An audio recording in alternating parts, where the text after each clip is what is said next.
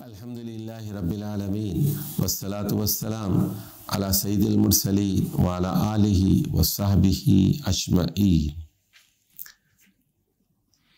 The topic of the day is, what are the things on which zakat is imperative, and what are the things on which a Muslim doesn't have to pay zakat? So there are basically five things. Number one, if you have gold, silver, or any currency for more than 1 year, lunar year, 355 days, then you have to pay zakah if it is more than the nisab, which is worth 87.48 grams of gold. And remember that in the time of Rasulullah sallallahu alaihi wasallam, gold was a currency, silver was a currency, and there were no paper notes at that time. Now in our times we have paper currency. So if the assets are for more than 1 lunar year, and if the assets are more than the nisab, then zakat is fard on all currencies and gold and silver, and also bonds, halal bonds and halal shares of the companies. Number two, zakat on agricultural produce is also a fard. We shall talk about agricultural produce later on. The rate differs, and the nisab of agricultural produce is also different from the nisab of currency, gold and silver. Number three, that if you have a sheep farm, camel farm, goat farm, and you are raising animals, then you have to pay zakah every year if the assets are more than the nisab. And the nisab varies for animals. I shall speak later about it. Number four, that on urud al-tijara there is zakah.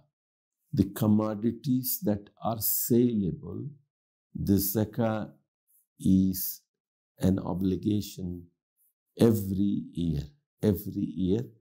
If the business assets are more than the nisab, and the nisab of business assets is the value of 87.5 grams of gold. And lastly, on treasures and mines, if you get income from them, you have to pay zakat. So we said on cash and currency, gold and silver, a Muslim has to pay zakat after 1 complete year, and after calculation that it is more than the nisab. And on agricultural produce, on the day of harvest. And we said on animals, if they are more than the nisab. And then we said that on business assets and the sellable commodities of the business, there is zakah, And lastly, we said, if people have mines and they get produce, and if they have assets for hidden treasures, then they have to pay zakat on them. Now let's talk about those things on which there is no zakah. Number one, all personal things that are used by yourself, there is zakah. For example, your own house in which you are living, and your own car which you are using, and the furniture, and the fridge, and the air conditioner, and the freezer, and whatever you have, lawnmower, for example, or dust cleaner, vacuum, or all those equipments you have and furniture, there is no zakah on personal items that are used by you and that are owned by you. However, it must be mentioned here that a Muslim should live a modest life, and he should not spend a lot of money on his personal things. Personal needs are very important, but sometimes we cross all limits and we enter into luxuries. For example, I need a car for myself, fine. But why am I buying another car?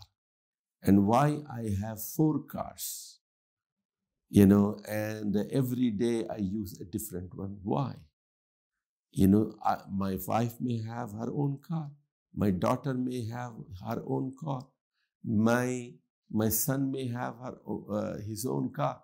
But why should I have more than one? Similarly,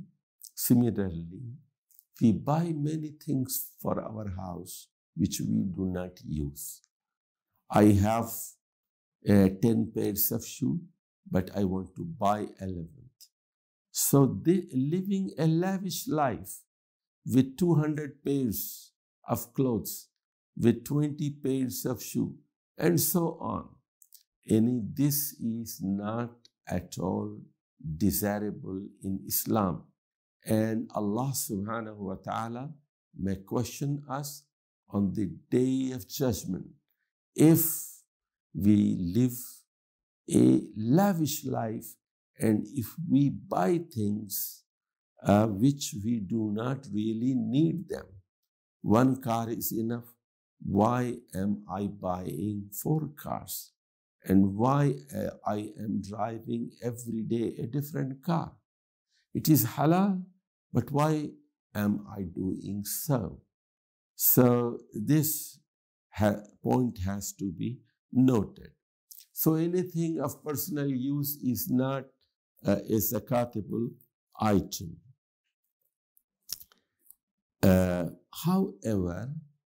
However, if these things are for sale, for example, if you have a shop where you sell vehicles, then on all your vehicle assets you have to pay zakah because they are sellable commodities. Similarly, you have a furniture shop or you have an AC shop. You sell ACs or fridge or vacuum cleaners. So you have so much of assets. You have 500 tools in your stock for sale. So that is zakatable thing. And it is said that on pearls and ornaments there is no zakah. But if they are for sale, and some of the diamonds and some of the pearls are very, very expensive, more expensive than gold, then in all such cases, zakat is payable, except if you have something for your own personal use. And there are certain scholars who believe that there must be zakat on those ornaments of pearls and stones if they are in large quantity, and if it is more than one, and it is rarely used. There is no zakat on tools except if they are for sale and you have a tool shop, so those tools shall be considered zakatable. But tools of personal use in the house, they are not subject to zakah. Wassalamu alaikum wa rahmatullahi wa barakatuh.